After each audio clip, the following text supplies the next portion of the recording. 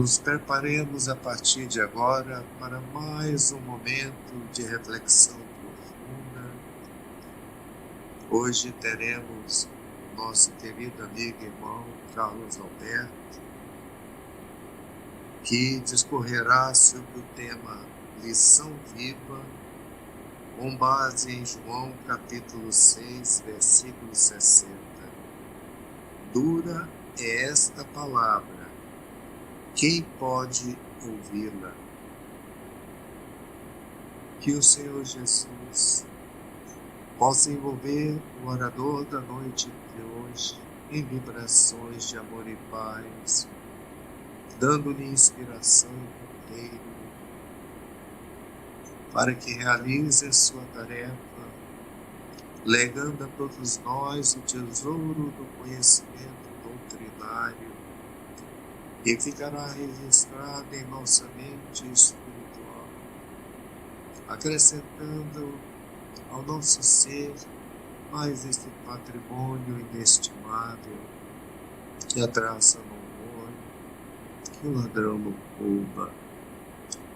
E desta forma, conscientes do compromisso e da responsabilidade assumidos perante nós mesmos e junto ao Cristo de Deus, o governador planetário, dando-nos por iniciada a nossa sessão da noite de hoje, convidando Carlos Alberto para que assuma a partir de agora, trazendo-nos este bem, este tesouro que ficará conosco para sempre. Graças a Deus. Uma boa noite, fraterno, a todos os que estão neste momento comungando com o desejo sincero de superação, mas aplicando sempre o espelho da alma, para que não sejamos levados pelas ilusões. A leitura inicial do nosso irmão e amigo Arnaldo, ela reflete exatamente isto, reconhece que nós somos ainda muito passíveis de falhas, mas igualmente de meios para a correção de rumos. E que nós, à medida que vamos avançando no conhecimento do Evangelho, vamos internando o desejo sincero de nos voltarmos ao bem em tudo aquilo que escolhermos e dermos causa. A lição de hoje, que se chama Lição Viva, do capítulo 176 do livro Caminho, Verdade e Vida, ela trabalha com o versículo, o sexto versículo, capítulo 6, versículo 60 de João. Dura é esta palavra. Quem pode ouvir? Essa interrogação é naquele sentido que Jesus aplicou para o sim, sim e não, não. Como ele veio para testemunhar a verdade que o Pai lhe incumbiu para transmitir a nós outros da retaguarda, quando ele lança a suprema religião da verdade, que é o seu Evangelho, ele não veio na busca de religar a criatura com o Pai, deixar qualquer dúvida de que não haveria necessidade de muitos esforços, de muitos testemunhos, nos erros e acertos que são compatíveis com o nosso nível de desenvolvimento, para que alcancemos cada vez mais as plenitudes das elevações espirituais. Essas conquistas são dificílimas, as mais difíceis que nós nos defrontamos a cada instante, porque o testemunho da verdade Ele não espera um momento, um local ou uma oportunidade. São todos os momentos, são todas as oportunidades em que nós, de forma consciente, estivermos participando dos processos de tomada de decisão. Emmanuel começa logo dizendo que o cristianismo é a suprema religião da verdade e do amor, que nos convoca para a vida nas suas condições mais elevadas. De onde estivermos, sempre que lançarmos o nosso olhar para o Evangelho de Jesus, vamos compreendendo cada vez mais, não só pela intelectualização, mas essencialmente pelos sentimentos, pela naturalidade com que nós vamos incorporando essas lições preciosas que Jesus deixou como sementes iluminativas em seu Evangelho. E este Evangelho veio nos religar verdadeiramente à nossa condição filial com o Pai Celeste, Criador, ordenador e provedor de toda a vida e de todos os meios onde a vida se manifesta, em todas as dimensões onde está presente a criação do Senhor. A religião significa realmente religamento. É primordial o retorno consciente ao campo da divindade. Nós estagiamos por muito tempo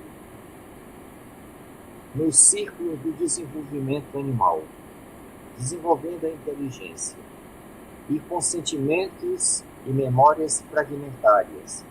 E à medida que vamos nos aproximando nesta gigantesca varredura de aprendizados e experiências, nesta fase que antecede a condição hominal, nós fomos fortemente influenciados pelos instintos da autopreservação, o instinto da defesa, da conservação, da alimentação, da reprodução, e ficando em níveis sempre numa horizontalidade que era própria daquele estágio do desenvolvimento do princípio espiritual que um dia animamos na nossa grande estrada, como diz André Luiz em Evolução em 2000. E este reino de aprendizados anterior à condição nominal, nós, em média, utilizamos 15 milhões de séculos de aprendizados relativos, 1 bilhão e 500 milhões de anos. Quando aportamos nos planos da razão há 40 mil anos, como nos afirma o irmão Flaccus no livro Libertação. Jesus apresentou uma plataforma de princípios imortais e rasgou os caminhos sem jamais enganar a humanidade sobre as dificuldades e obstáculos da jornada. Ele não veio nos trazer facilidades, ele veio nos convidar para o exercício verdadeiro da conformidade com a lei natural, com a lei de Deus.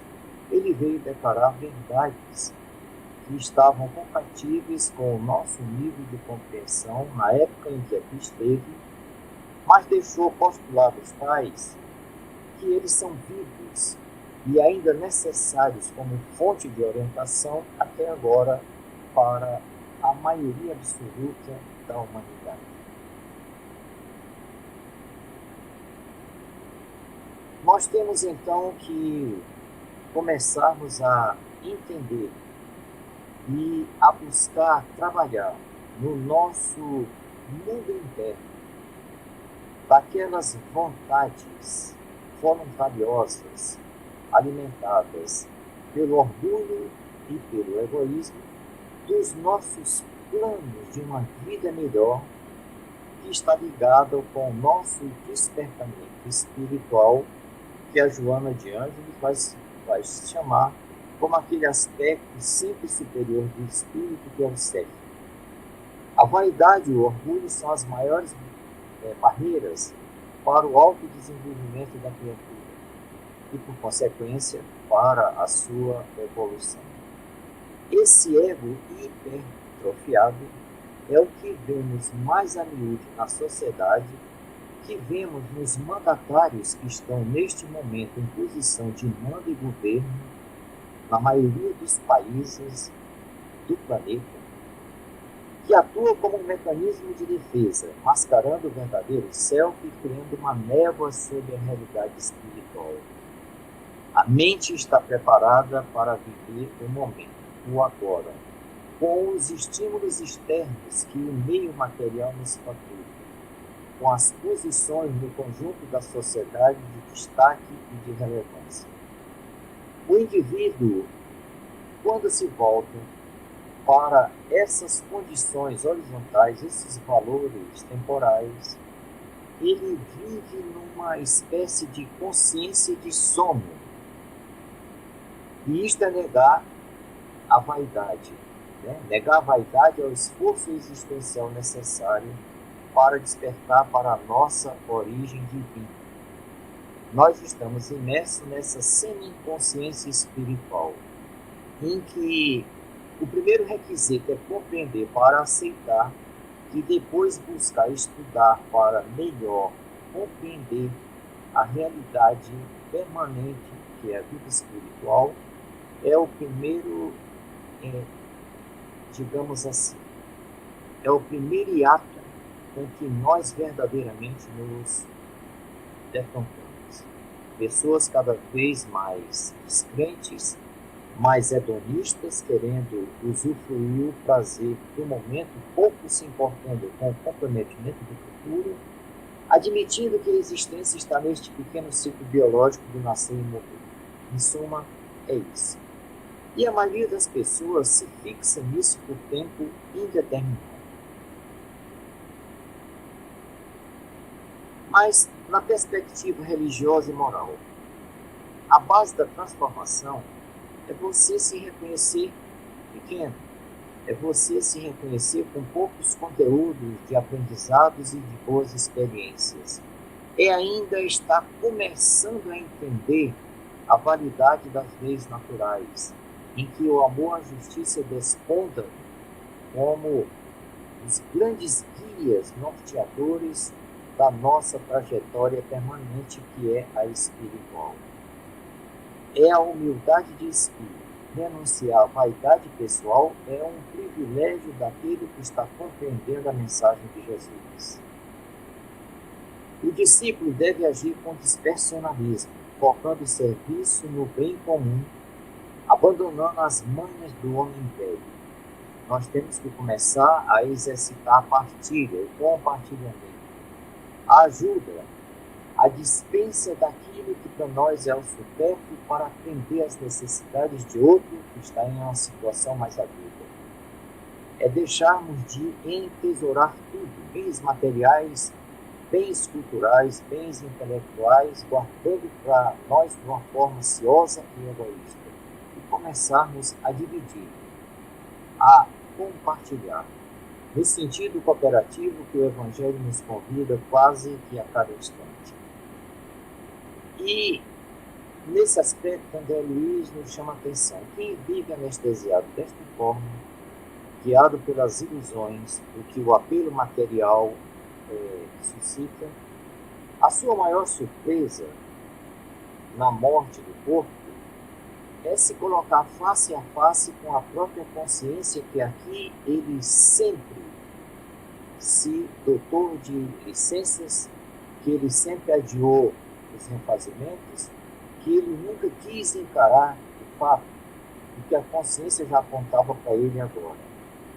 E é nesta consciência onde edificamos o céu, estacionamos no purgatório ou nos precipitamos nos abismos infernais, nos planos espirituais inferiores, e já temos uma pontinha de revelação, vez por outra, como no Memória de um Suicida, como no próprio Libertação, nas adjacências da cidade do Gregório, em que criaturas que aqui, na visão humana, foram grandes, foram destaques, foram poderosos, lá, pobres de espírito das realidades e das aquisições verdadeiras, lá são mendigos, passando pelas situações mais deploráveis, para começar, pela dor e sofrimento, a acordar as condições internas da humildade e observar que ele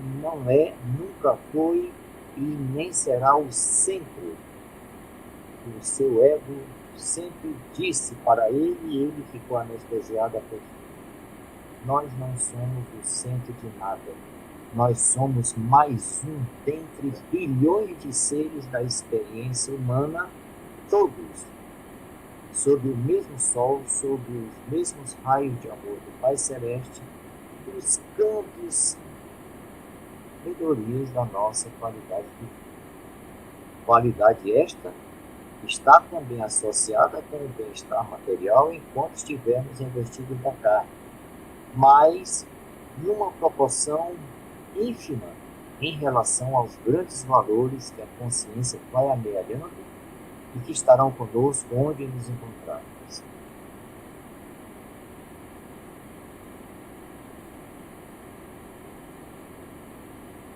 Existe a necessidade da autorreflexão, do conhece-te a ti mesmo, onde nós vamos reconhecer os nossos erros, vamos sopesá-los, analisá-los e buscarmos com o concurso dos elementos de amor e da justiça o equilíbrio possível. O equilíbrio possível que nós somos capazes de imprimir com as nossas condições, com os nossos conteúdos. O arrependimento transcende o remorso emocional. É o amadurecimento profundo da razão após a análise do erro. É aquilo que fazemos quando estamos elaborando um parecer ou uma peça mais trabalhada. Você faz a releitura, percebe onde existem lacunas ou falhas, consciente e ciosamente começa um trabalho de refazimento que é necessário para alcançar o grau da qualidade desejada que o seu conhecimento e o seu despertamento no momento permite. Funciona como um mecanismo de equilíbrio que impulsiona o ser humano à reparação, diluindo amarguras que intoxicam a mente. É a fase em que nós reconhecemos as nossas imperfeições e aspiramos genuinamente uma nova existência para a purificação. É quando começamos a fazer a semeadura que vai gerar alimentos que vão fortalecer a nossa alma, que vão fortalecer o nosso ser. É quando estamos investindo verdadeiramente no nosso desenvolvimento que busca o bem-estar. A Joana de Ângeles diz que o arrependimento sincero constitui a elevada conquista do sentimento humano. É amadurecimento da razão e da emoção. Ela surge após a análise do erro com a consequente descoberta da falha pessoal no julgamento, na atitude e na conduta em relação ao outro.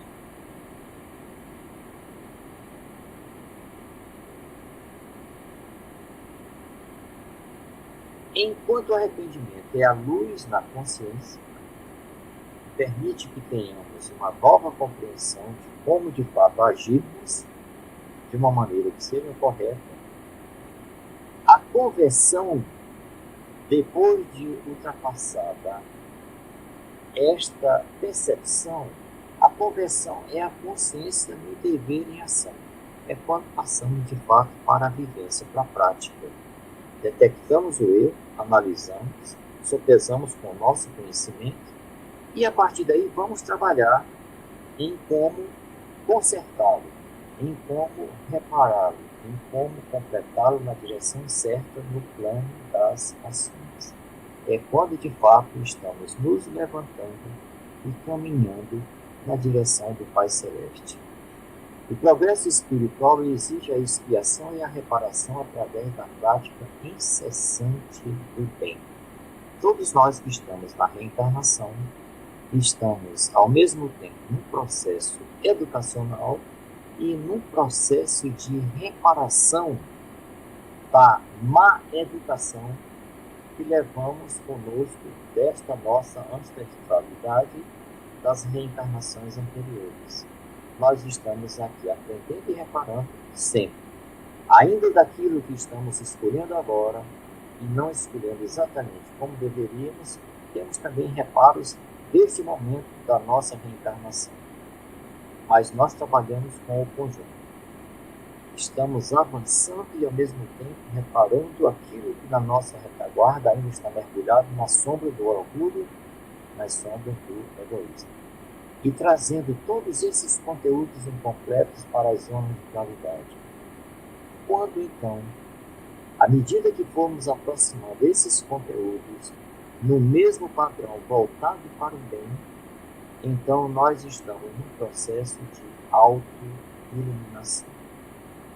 Arrepende-te do que fizeste de mal e limpa o teu coração pela força divina da caridade. Caridade cobre a multidão de pecados.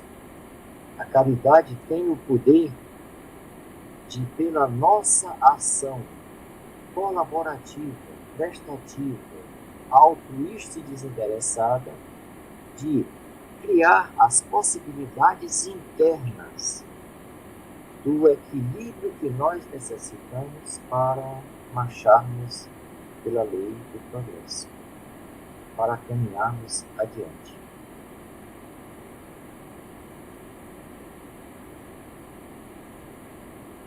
Nós temos que nos desidentificar deste passado poderoso que ainda ressuma na nossa vida e na vida da maioria absoluta das pessoas. Romper com as alianças de queda é querer repetir o passado, nas valorações erradas, nas interpretações incorretas, na supervalorização do ego, em busca da liberdade real. Que existe uma renovação mental profunda, daí a importância de mergulharmos nos estudos do Evangelho e nos esclarecimentos da literatura complementar, deslocando a pouco e pouco a mente das velhas estradas inferiores para os novos projetos evolutivos. São processos, nunca apenas declarações de vontade, nunca apenas propósitos. Isso, declarações de boa vontade, propósitos, mas como o agricultor na terra, trabalhando, testemunhando, vivenciando e, simultaneamente, refazendo, melhorando e prosseguindo.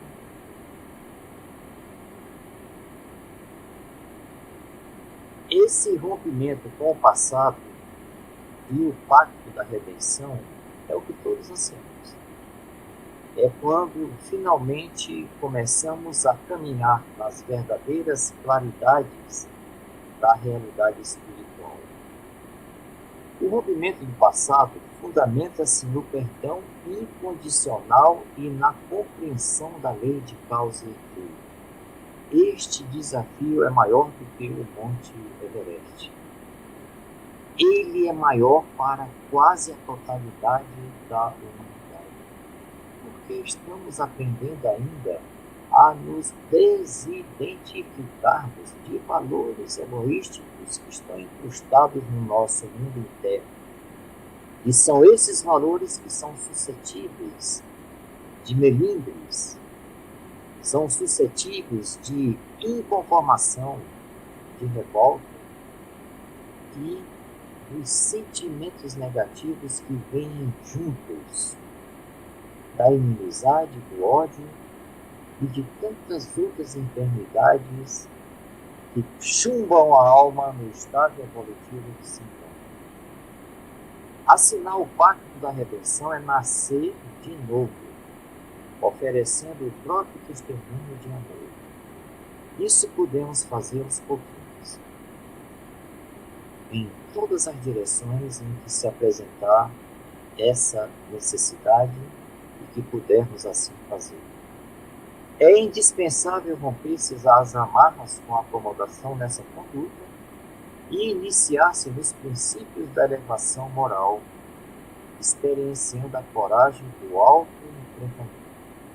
Nós, diante de nós mesmos, nós, enfrentando a nossa própria consciência com seus conteúdos, fazendo as conformidades com a lei natural e acordando e retificando naquilo que nos é possível, que já temos a compreensão. Nunca adianta, mas sempre que possível, fazendo. Seguir a Jesus, que é a luz da razão, e que, ao mesmo tempo, se contrapõe ao intelectualismo estéril. Seguir a luz da razão caminhando, não entendendo, não apenas conhecendo. Na perspectiva filosófica e psicológica, a gente vê fé raciocinada e causalidade do universo. O caminho requer uma fé raciocinada porque nós sabemos que pela fé criamos canais e pontes com o que está à nossa frente, com aqueles que são mais amadurecidos e que venceram a si mesmos. Estão caminhando na estrada evolutiva à nossa frente, que podem nos auxiliar. A gente tem que ter essa fé que não estamos sozinhos. Até porque Deus está conosco sempre. Mas Ele fala conosco na infinita cadeia evolutiva em que aqueles que estão logo acima de nós estão nos ajudando. Do mesmo modo que aqueles que estão logo abaixo de nós aguardam a nossa caridade. A verdadeira sabedoria é sintonizar propriamente com a causalidade do universo, emancipando-se das ilusões materiais. Não existe aquisição sem esforço, sem trabalho, sem perseverança, sem tentativas de erros e acertos. O excesso de teoria sem vivência moral cria corações atrofiados e um intelectualismo estéril que segue o entendimento. Nós estamos cheios de ventrílocos com conteúdos extraordinários, mas ventrílocos. Aquilo que dizem, o que compreendem, não guardam conformidade com os seus conteúdos internos. Eles estão num diapasão. Essa pessoa deixou de caminhar para apenas buscar a intelectualização. Está parado no tempo, porque a parte que ele avançou não é capaz de alavancar o conjunto. O conjunto é obras com boas realizações e com novos conhecimentos. Conhecimento e sabedoria é a elevação verdadeira. E finalizando este nosso encontro, até porque nossa irmã Marcinha tem uma mensagem muito positiva, que vai acordar o nosso desejo, contribuir e servir. Vamos deixar o tempo para essa nossa irmã, que também é uma batalhadora da nossa causa. A perspectiva religiosa e moral. O discípulo é chamado a ser um manancial ativo do bem. O exemplo moral silencia e supera o vazio das disputas intelectuais. Nós não estamos no tatame. A cada momento nós não temos que digladiar com aquele que naquele momento está exposando uma ideia um pouco diferente da nossa. E às vezes as ideias não são exatamente conflitivas entre si, são complementares, apenas com vieses que podem ser aperfeiçoados, mas que não justificam eu trazer para o campo da disputa, para o campo da beligerância. Seguir a Jesus é vivenciar imensamente e intensamente a sua mensagem, superando o personalismo como ele fez nos momentos em que esteve conosco na condição que nós estamos de encarnados. O Espiritismo é doutrina de foro íntimo, de conduta pessoal, e não necessita dos oportunistas que desejam sobressair no conjunto. E aqui nós temos que fazer uma separação entre doutrina espírita, entre espiritismo e movimento religioso espírita como existe nas demais religiões, que é onde o homem, de per si, por si, muitas vezes dialoga com seu mundo interno e traz para o movimento aquilo que não corresponde à essência da doutrina que nos foi oferecida pela espiritualidade superior, com todo o beneplácito, com toda a doação de Jesus. Que possamos guardar nesta pequena semente desta página, entendendo que a mensagem ela tem a dureza não porque tenha palavras duras, é porque a mensagem não pode ser deturpada. A mensagem do Evangelho tem que ser íntegra. E ela, para ser íntegra, necessita que nós nos afastemos dos conteúdos ancestrais que nos mantiveram no atraso por muito tempo. É hora de nós nos auto-libertarmos. Que o Senhor Jesus nos abençoe e guarde. Unamos as nossas mentes, então, para a nossa prece de encerramento desta nossa parte e passando imediatamente a palavra para o nosso irmão presidente. Jesus, divino amigo, guarde a cada um de nós, como nos ensinastes do Pai Nosso, dos perigos e dos inimigos e das tentações, que são muitas ao nosso redor, que são muitas na legião da humanidade que nos cerca, para que o nosso esforço, como o de uma pequena vela que na escuridão tenta afastar as sombras no pequeno raio, que sejamos perseverantes na nossa fé, que sejamos perseverantes na nossa forma de agir e que, acima de tudo, nunca esqueçamos que a caridade é o caminho sem o qual nós não sairemos do lugar. Que assim seja. Obrigado, mano querido. Até uma próxima oportunidade, se Deus quiser.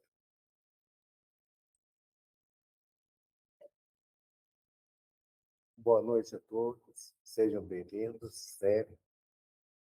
A nossa casa, há 39 anos e meio, quase 40, iniciou um trabalho na região de Planaltina de Goiás, um trabalho de promoção e assistência social. Depois de alguns anos, esse trabalho, nós unimos forças com o Centro Espírita Irmã Rosália, que tinha todo o suporte da área física, construções, e até hoje estamos lá trabalhando, né, realizando atividades maravilhosas junto com aqueles irmãos. Nós temos a nossa coordenadora de assistência e promoção social, que hoje também é presidente do Centro Espírita Irmã Rosália. Temos aqui a Bia, que é responsável por um trabalho maravilhoso, mãos a obras, a construir casas, fazer reparações naquelas casas daquelas pessoas carentes. Enfim, eu vou passar a palavra a Márcia, porque nós estamos na época do frio e todos os anos nós fazemos a campanha para adquirir cobertores, enfim. Eu vou deixar que ela fale, porque ela está à frente dessa empresa de poder chamar todos vocês para contribuírem e nos ajudarem com aquela comunidade carente que nós já trabalhamos com ela há 40 anos. Márcia, por favor, pode vir aqui à frente. Aqui.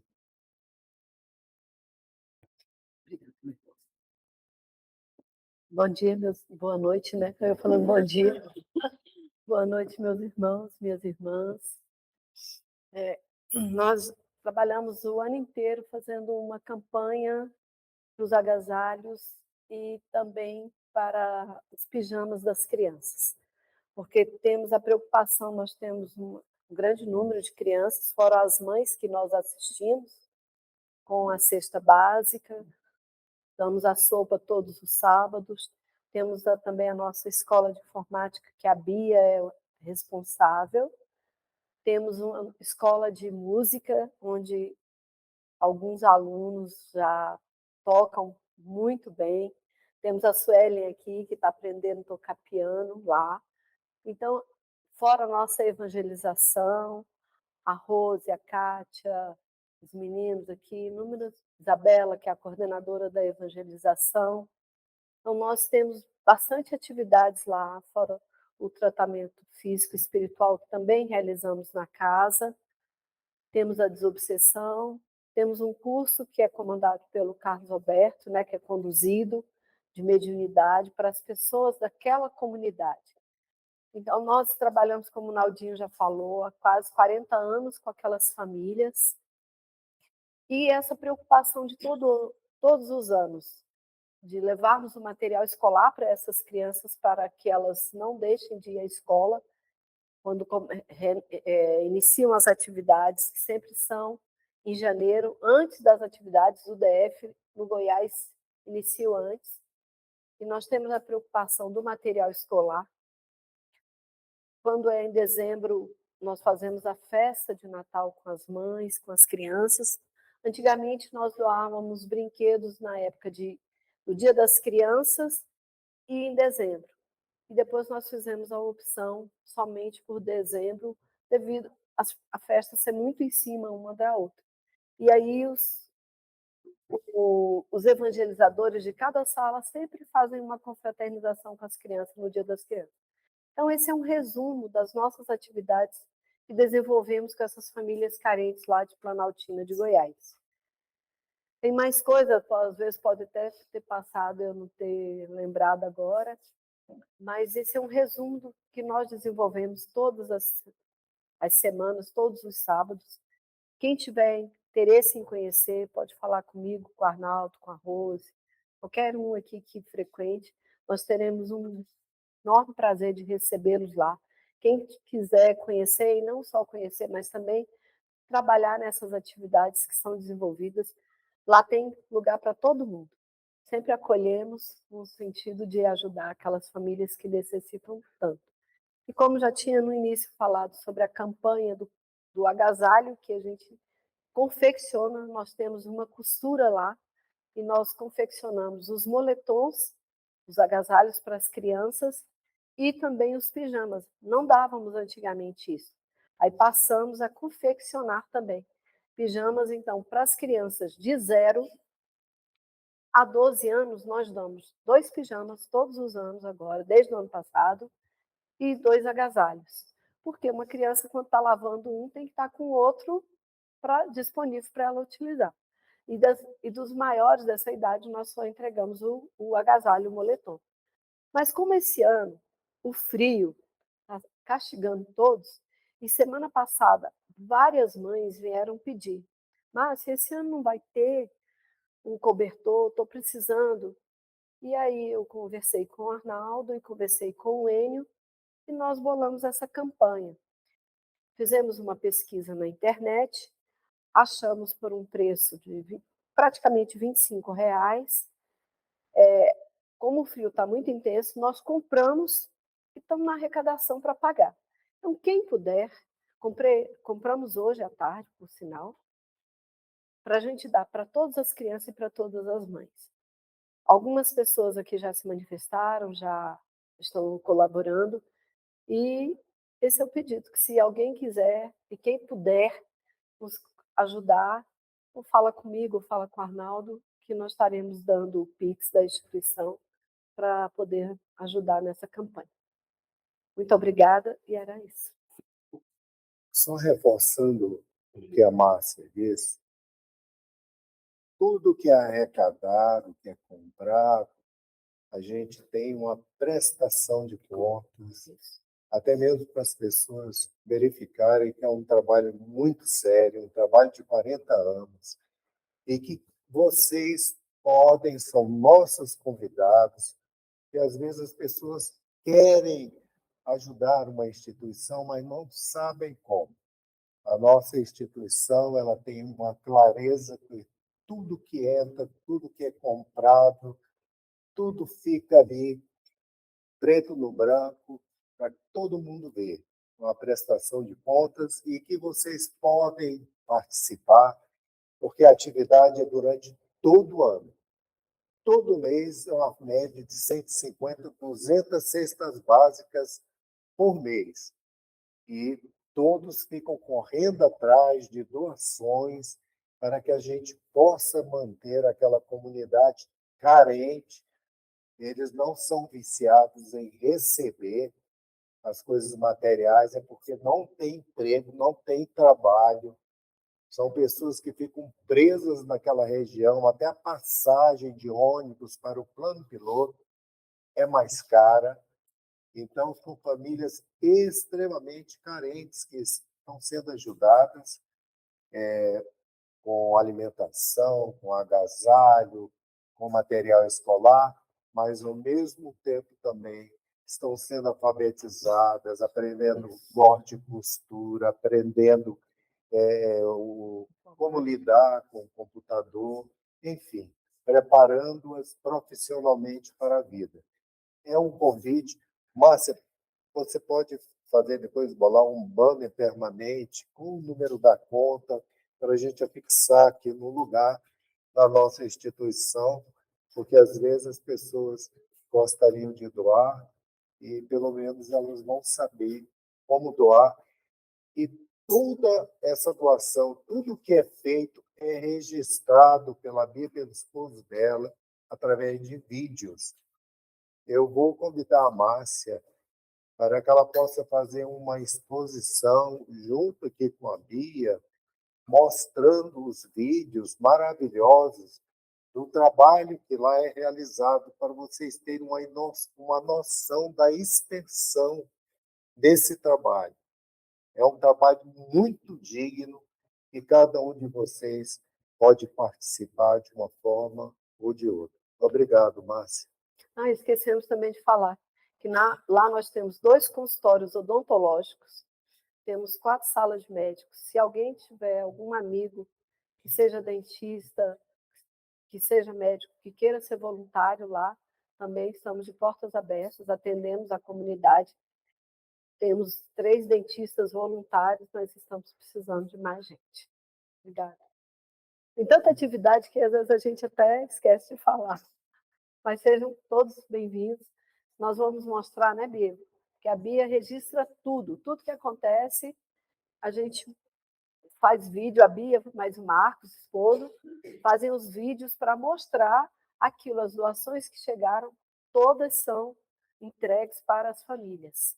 Depois vamos programar uma palestra aqui, apresentando esse trabalho, mostrando os vídeos, e você e a Bia vão ter todo o tempo disponível para mostrar esse trabalho maravilhoso, em que a maioria das pessoas da nossa casa está inserida. Obrigada, Nadir. Obrigado a Obrigada, todos. gente. Vamos